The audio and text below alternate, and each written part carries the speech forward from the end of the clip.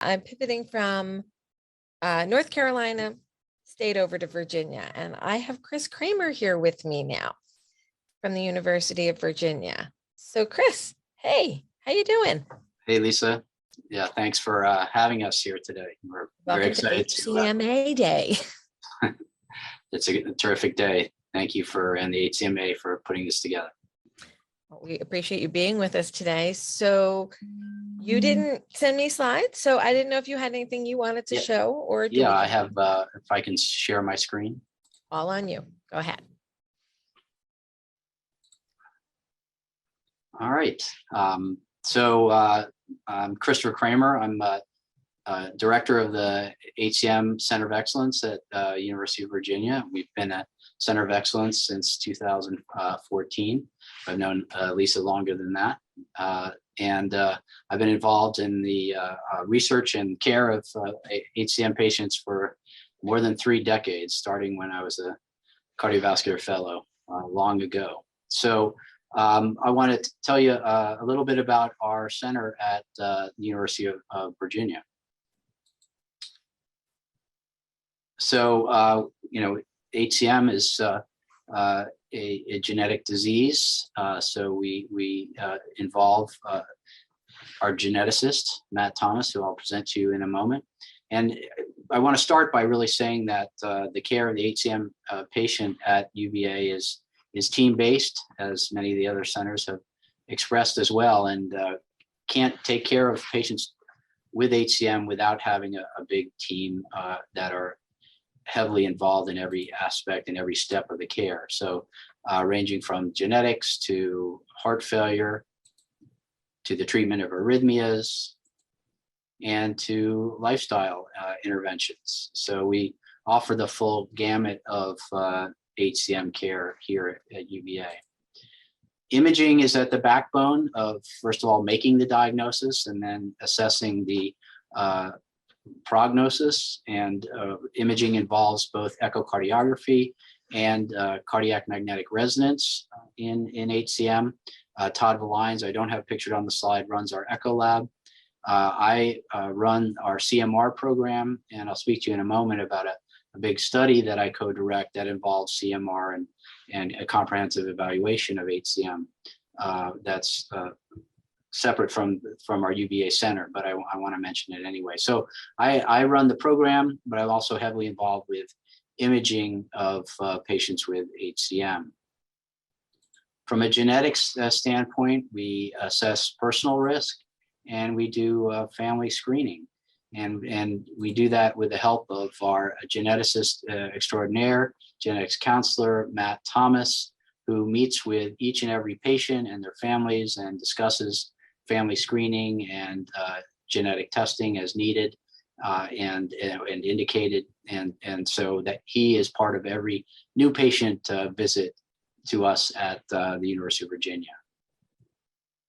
In terms of heart failure, treating both outflow obstruction and non-obstructive HCM. Let's talk first about obstructive HCM. Again, we have a strong team both on the medical side and the surgical side in terms of treating obstruction.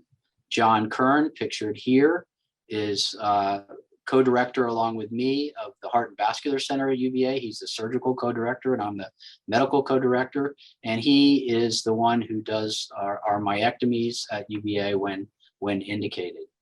And John has been at UVA, I've been at UVA 23 years, and John was here when I came. He's been here for close to 30.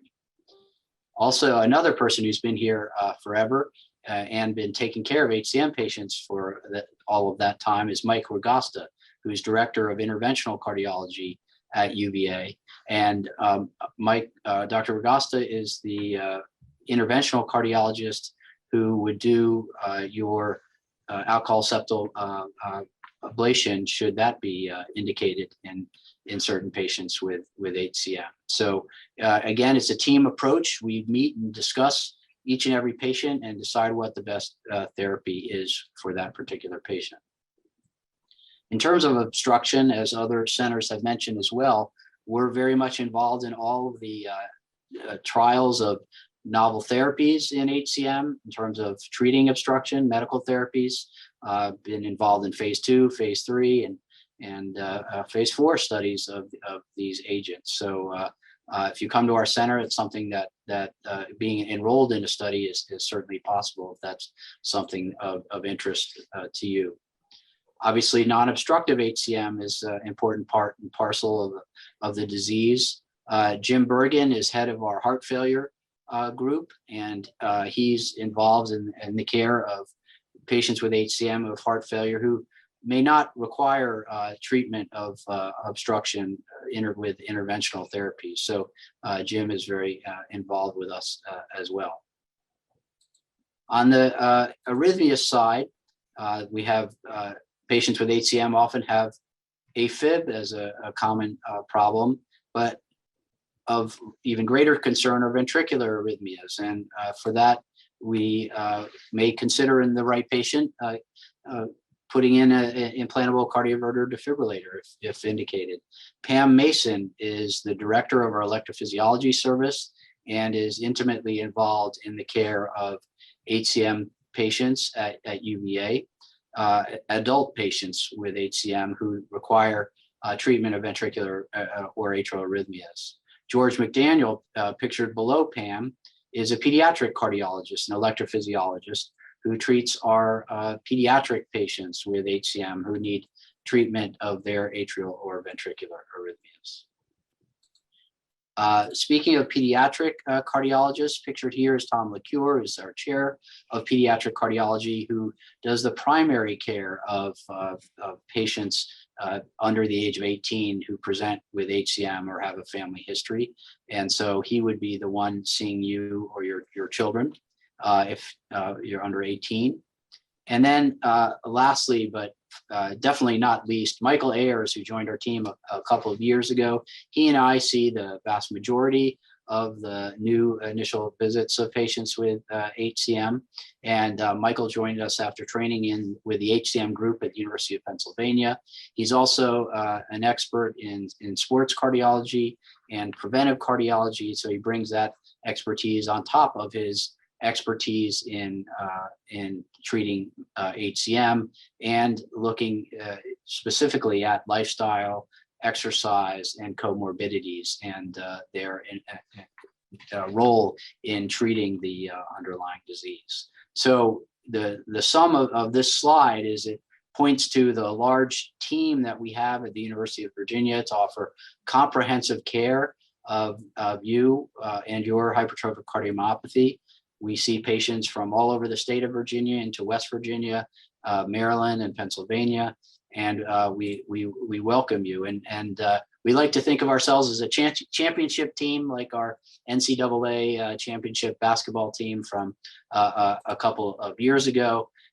Here's the phone number that you can call to make an appointment. Generally, our wait times are under a month, and we do have telemedicine available, though that requires being in the state of Virginia at the time of the telemedicine visit. I do want to spend a couple of minutes talking about the Hcmr study. So I'm a co-principal investigator of this study, along with Stefan Neubauer, who's at Oxford in the UK. And it's a large NHLBI, National Heart, Lung, and Blood Institute, that's part of NIH, funded registry involving all of these co-investigators, many of whom you may know from other HCM centers of excellence around the country and the world. And this is a large study involving, as I'll point out on the next slide, 44 sites from around the world, 22 in Europe and 22 in North America. And between 2014 and 2017, we recruited 2,750 patients with hypertrophic cardiomyopathy. Some of you who may be on this webinar who participate in this study, and it's ongoing. So at baseline, we did a comprehensive history.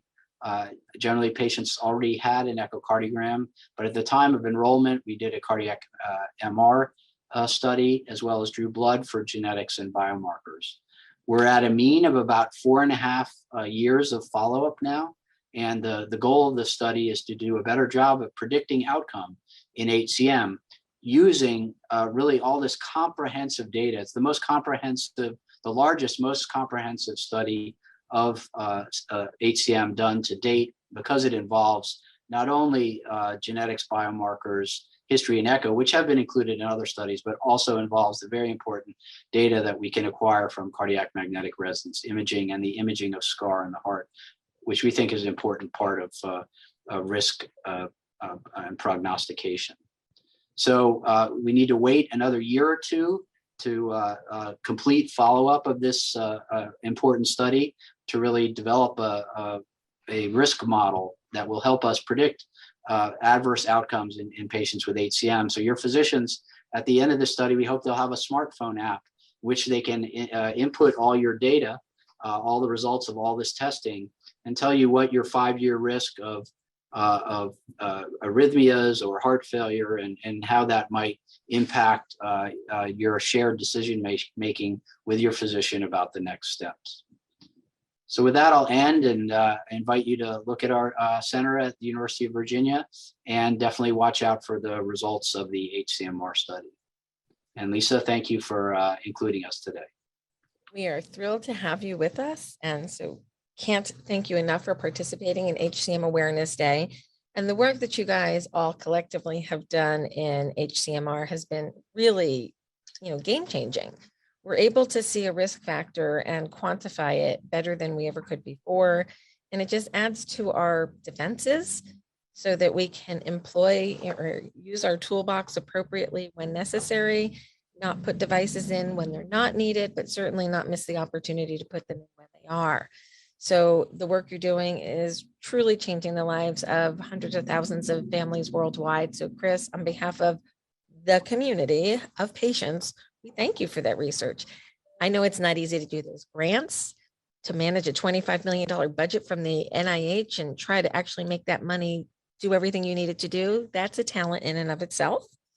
So I'm not sure how much patients really understand what goes on in the back end, trying to get articles published, try to get grants funded, try to get the time in to do the research while doing the clinical. You guys are juggling it beautifully, and we thank you. And I'm very happy to have been a part of encouraging patients to participate in HCMR and getting them to enroll. And that is part of the partnership that it makes the HCM community pretty damn cool. So yeah, thanks to everybody. We thank the HCMA for really encouraging, having it on their website and encouraging patients at sites from all over the country and the world and to enroll in this important study.